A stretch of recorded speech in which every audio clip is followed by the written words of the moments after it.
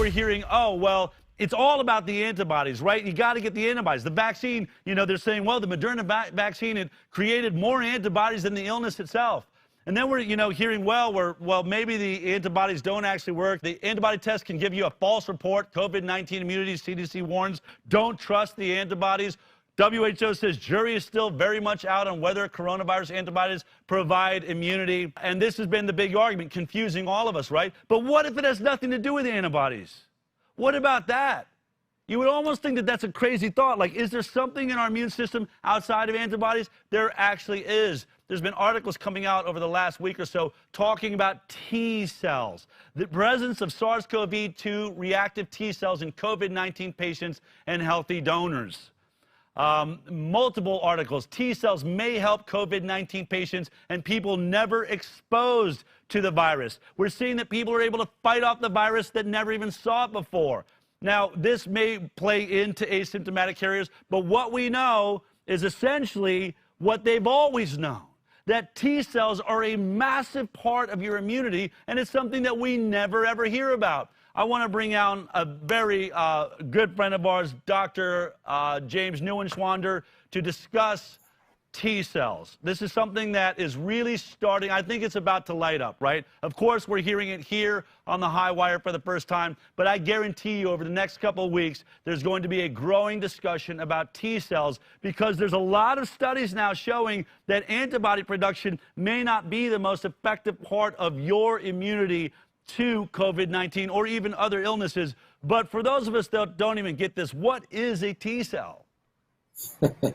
Okay, so a T cell is part of your immune system. It's part of what we call the adaptive immune response. So there are different types of T cells. There are T cells called T helper cells.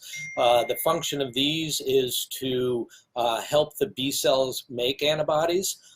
They're involved in the immune response. They can also call in the other types of T cells, which are cytotoxic T cells. These are more like commandos that will go after viruses all by themselves. You know, the trouble with antibodies is antibodies will work outside of the cell. So if you're dealing with a bacteria, then that's great. Bacteria are outside of cells. But these viruses are inside a cell. So when a virus enters a cell, that viral particle is going to be picked up usually by macrophages. These are another type of white blood cell. The macrophage will process that, put it on the surface, and I think that's what your video is showing here. It'll put it on the surface with a marker that says, hey, T cell, come on over here. And it'll bring in either a T helper cell or a cytotoxic T cell or even something called a killer cell. And it will bind with that receptor and it'll say, hey, T cell, killer cell, this is your target. Go get them, tiger. The T cell is then going to go start duplicating itself, start going after the target on its own if it's a cytotoxic T cell, or if it's a helper T cell, it'll induce those B cells to make more antibodies. So B cells can work on their own, but they do much, much better by getting support from the T helper cells. And then T helpers, I mean, you know, you start subdividing these things. The basic subdivision with T helpers is you have Th1 and Th2 cells. So Th1 cells are the ones that call in the cellular immunity, you know, those cytotoxic T cells. And then the Th2 cells are the ones that tell the B cells to make antibodies, and they're going to be involved in that antibody response. And so the balance between those two make a difference. And that's part of what was talking about in that paper. Now, when we look at vaccines, you know, we always hear about antibodies. We're always hearing about the B cells. And vaccines wear off. It's one of the biggest problems. And we know that they've been spelunking deeper and deeper in the immune system with these newer vaccines. You and I have both been at these ACIP meetings where they're discussing, you know, different approaches, whether it's a DNA vaccine or an mRNA vaccine, you know, triggering, you know, the parts of the immune system that vaccines have never gotten to before.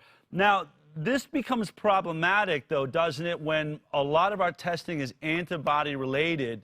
And many of these studies that came out this week are talking about the fact that after you have the infection, many people, the antibodies wear off quite quickly with coronavirus. And the WHO is trying to say, well, that means that you don't have immunity anymore. But these articles are saying, and by the way, the WHO even knew this years ago, T-cell immunity may be the most important immunity, and that can hang on.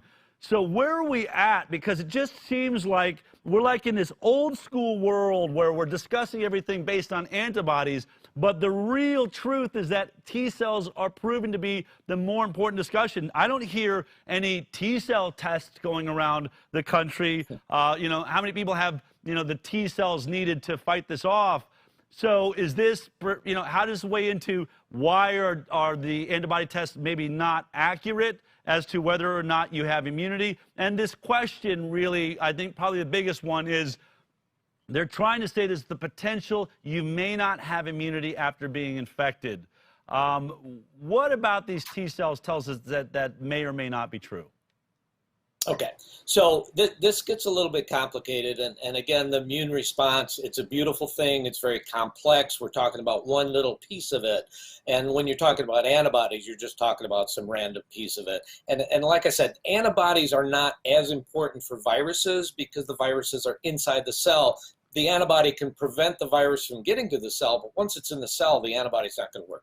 So what these two studies showed, and one was from a group from the US, and another was from a group in Europe. So the group in Europe had looked at, and both of these are relatively small, and by the way, this stuff, like everything else we talk about, you know, it's not officially published, it's put online, so this stuff may change over time, but what they're saying is that... So let's just say right now, these are the theories, right? These are going, we can use the word right now, what we're presenting to you, which, by the way, everyone on the planet, and I'm going to make this even more clear after I get you back into your office, but we're so confused. I mean, every scientist in the world is throwing out a different theory, hoping if I end up being right, I win the Nobel Prize next year, right? But the world is putting forth theories.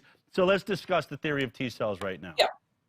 So what they found was they looked at people that had COVID, and they isolated their T cells. So these are both T helper and so we call T helper cells CD4 cells, and we call the cytotoxic T cells CD8 cells. So they isolated CD4 and CD8 cells from these patients. All right, and then they looked at, do these cells react to spike proteins? Do they react to some of the other proteins that are specific for COVID? All right.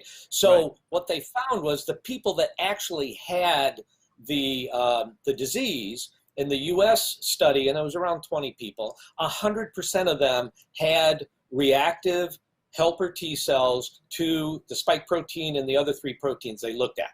The group in Europe, they only looked at spike protein. They split it in two and looked at, you know, do you react to one part or the other part? And there it wasn't 100%, it was about 83, 84% had T cells reactive to it. Now remember, we're not talking whether or not they had antibodies. We're talking about, do they have the cells that mount that immune response? And what's interesting is when they identified what type of T helper cells these are. Were these the Th1? Were these Th2? What they found out is 100% had the markers for Th1. So these are not T cells that support antibody production. These are T cells that support cellular immunity. So it's suggesting that if you want to know if a vaccine works, you're going to have to do one of these T cell assays to figure out if you're generating cellular immunity. The level of antibody doesn't appear to have factored into this. The other interesting thing about these articles is they also looked at people who had not been exposed to COVID. And what they found was about 50% of them, they didn't have T cells reactive to the spike protein, but they had T cells reactive to the other COVID proteins. So there may already be some built-in immunity just from exposure to other coronaviruses. And that's like pretty cool. like we've all had the common cold, which, as Dr. Bregan just pointed out last year, if you had a common cold, they're finding that your body has already able to recognize proteins in the common cold. This is another coronavirus that may have a different spike protein, but they're finding you could have success fighting it or beating it if you also, your body's just recognizing those proteins you got and understood, your body understood from last year or 3 years ago from a common cold. So we may have people that will never get this illness or are already fighting it off that had essentially an immunity based on a common cold last year. Am I understanding that right? Yeah, that's the idea, that at least 50% of these people had, you know, we call them cross-reacting. They had helper T cells that cross-reacted to the current coronavirus, even though they had never been exposed to it. No, it's awesome stuff. And they also, we know one of the other theories out there as to why some people do very poorly and develop this cytokine storm and die from the virus, and the vast majority of people don't. It really has to do with the cellular immune response. So if that virus gets into the cell, the first thing that happens is that cell cranks out interferon. Interferon all by itself, without calling in any other cells, will destroy the virus before it ever starts. The interferon calls in those T cells. All right. So one of the reasons why some people don't do well with corona seems to be because the virus has learned how to suppress that whole response. And so if people don't have a good cellular immune response, and guess who doesn't have that? The elderly. And guess who has a great cellular immune response? Little kids. All right. So essentially, the way I see it is it's like a bunch of terrorists bust into your house, and the first thing that goes off is the bomb. You set there, boom, and then everyone that's left is the soldiers running in to take out the rest of them. Is that basically how it went? We have a natural set smart bomb. Right. You open that door, come in, we're going to blow you up, and that's something the immune system does all by itself. That is awesome. And it makes me think, you know, why I'm more and more I geek out on this stuff, because the human body and the immune system is so fantastic. And when I think about how small-minded in one vaccine, they're trying to do one thing with one coronavirus in a vaccine or an RNA, these small-minded scientists that want to try and do something where we have such a brilliant system to mess with it outside of how it's already working, it defies reason. And by the way, you know, once you see people that own stock and are a part of creating the vaccine jumping ship the way they are, I think what I want to do is say that really we should be really happy with how well our body naturally responds to this, should we? Is that what we get from this? Your body already kicks ass when it comes to COVID-19?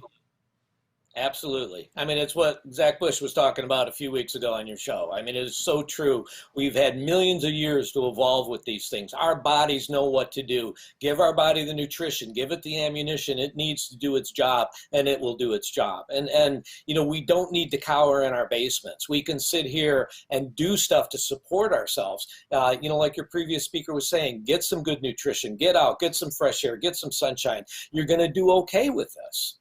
You know, that 0.2% mortality rate, that's for the population in general. If you're talking people 20, 30 years old, it's pretty much zero.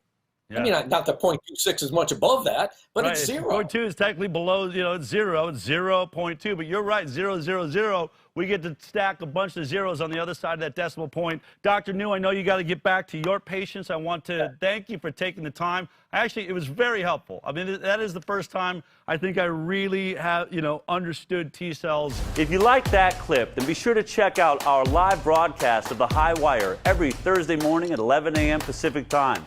You can watch it on Facebook, YouTube, iTunes, and Twitter. We'll see you there.